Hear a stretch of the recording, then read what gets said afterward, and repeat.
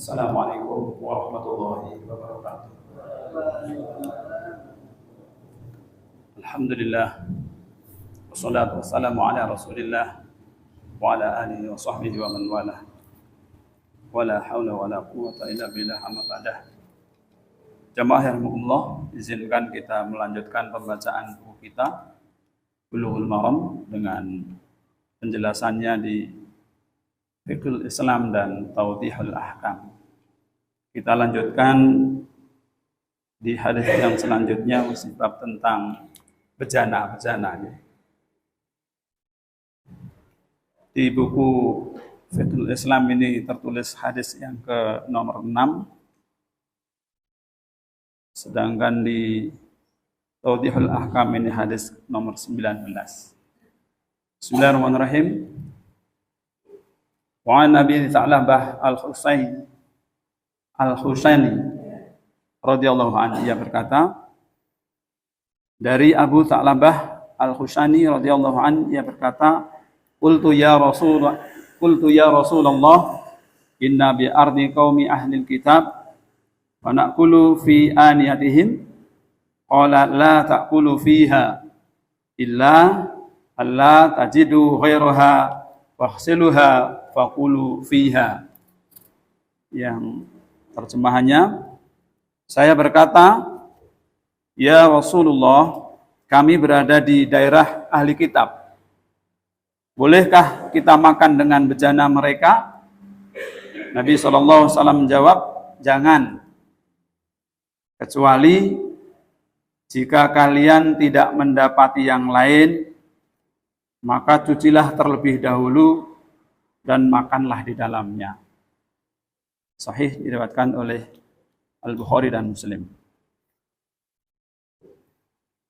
Satu kosakata yang disebutkan di sini, ahlul kitab itu Yahudi dan Nasrani. Hari ini di antara kita juga tentu bermuamalah dengan mereka. Mungkin minimal kalau di negeri kita Nasrani, ya. Nah, kita punya tetangga, kita punya keluarga, mungkin punya kolega. Maka semoga hadis ini menambahkan bimbingan dan petunjuk bagi kita bersama. Pembahasan dari hadis yang mulia ini, lafaz kami berada di daerah kaum ahli kitab, bolehkah kami makan di bejana mereka? Kemudian Rasulullah SAW menjawab, jangan makan di dalamnya. Ini menunjukkan larangan memakan di bejana ahli kitab. Kecuali apabila tidak ada yang lain, maka boleh digunakan setelah sebelumnya dicuci terlebih dahulu. Nah, ini monggo kalau kita bermuamalah dengan keluarga yang ahli kitab, hati-hati, ya. Disebutkan di sini menunjukkan bahwa iya, bejana tersebut adalah najis, ya. Kenapa najis? Nanti di hadis yang selanjutnya akan kita lihat nanti. Hadis yang ke-7 atau ke-20 di sini disebutkan riwayat hadis dari Imran bin Husain radhiyallahu an menyebutkan bahwa Nabi SAW dan para sahabat berwudu memakai bejananya seorang wanita musyrik. Ini menunjukkan bahwa bejana wanita musyrik atau orang kafir suci, ya. Tapi tentu kita paham sucinya bejana yang terbuat dari kulit, kan, itu setelah disamak, gitu, ya. Sementara orang musyrik itu secara urutan derajatnya di bawah ahli kitab, gitu, ya. Karena ahli kitab sembelihannya tetap halal, ya. Seperti di surat Al-Maidah itu, wa ta'amul ladzina utul kitaba hillul lakum. Sembelihan ahli kitab itu halal kita makan. Sementara sembelihannya orang musyrik, orang kafir, haram kita makan, ya. Tidak boleh.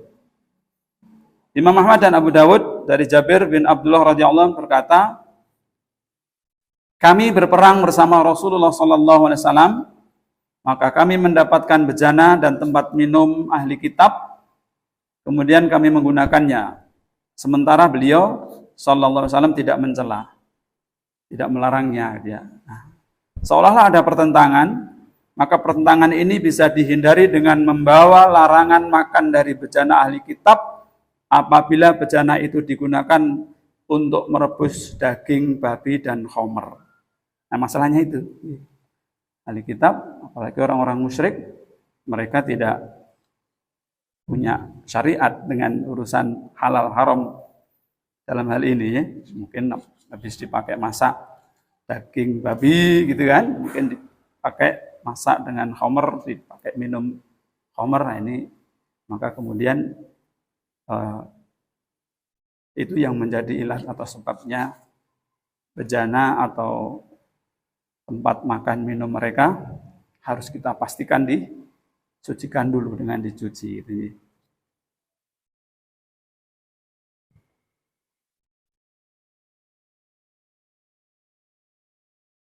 Dari Abu Dawud dan Ahmad diriwayatkan juga, kami tinggal bersama ahli kitab sementara mereka merebus daging babi di bejana mereka dan meminum khamr. Nah ini, jadi zaman dulu pun juga begitu. Kemudian Nabi SAW di riwayat itu menyebutkan, apabila kalian mendapatkan yang lain, ya maka pakai yang lain. Jangan pakai alat makan minum mereka. Gitu ya.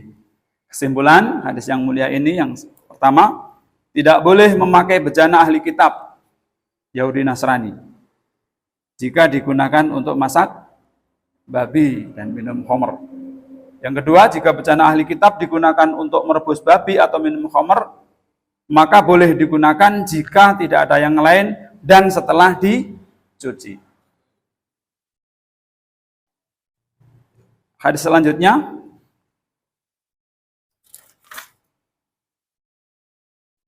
dari Imran bin Husain radhiyallahu anhu, anna Nabiyya sallallahu alaihi wasallam wa ashabahu tawadda'u mimma zadati imra'atin musyrikatin. Yang artinya bahwasanya Nabi sallallahu alaihi wasallam dan para sahabat berwudu dari bejana air seorang wanita musyrik. Hadis ini aslinya panjang tapi dipotong di sini saja. Sahih juga diriwayatkan oleh Al-Bukhari dan Muslim. Ya.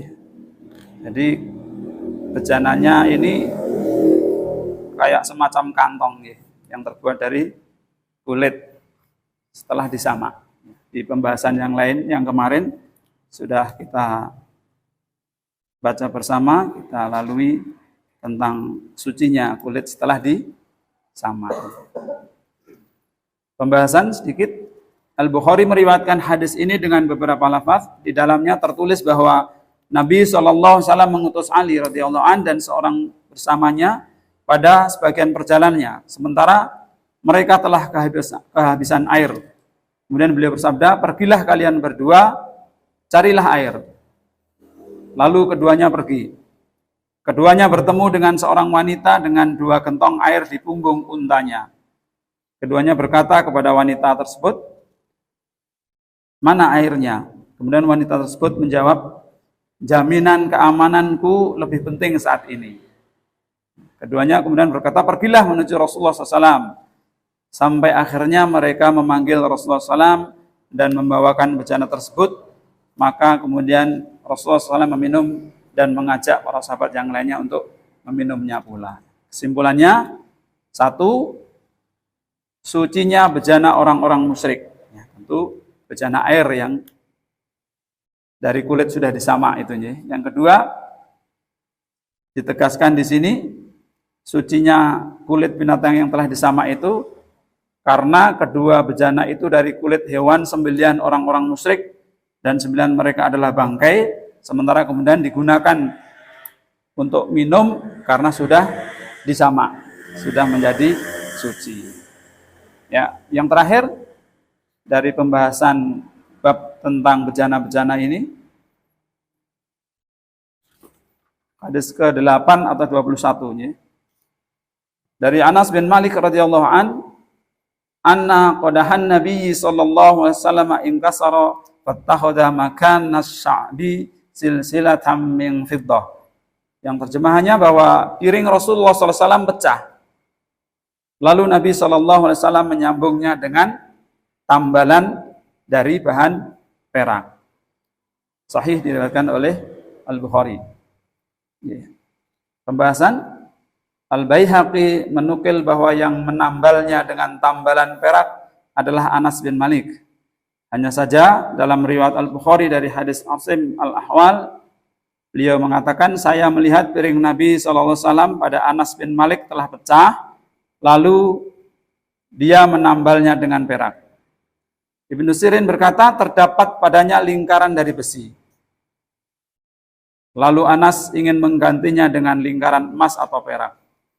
Kemudian Abu Talha berkata, jangan kamu merubah apapun yang telah dibuat oleh Rasulullah SAW. Lalu Anas membiarkannya. Ini mendukung bahwa yang melakukan itu adalah Rasulullah SAW sendiri. Dan bahwa piring itu belum berubah dari aslinya seperti pada masa beliau SAW. Dan lingkaran besi yang ingin diganti oleh Anas dengan lingkaran dari emas atau perak tersebut bukan tambalannya. Ya.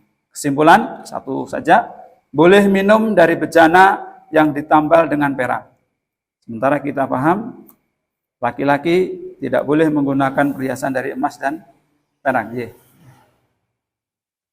Demikian ya, jamaah yarhamukumullah, kita cukupkan. Mudah-mudahan yang sedikit ini memberi tambahan kefahaman bagi kita bersama. Dan kita cukupkan dengan kafarah majelis. Subhanaka Allahumma wa bihamdika asyhadu an la ilaha illa anta astaghfiruka wa atubu ilaik. Assalamualaikum warahmatullahi wabarakatuh.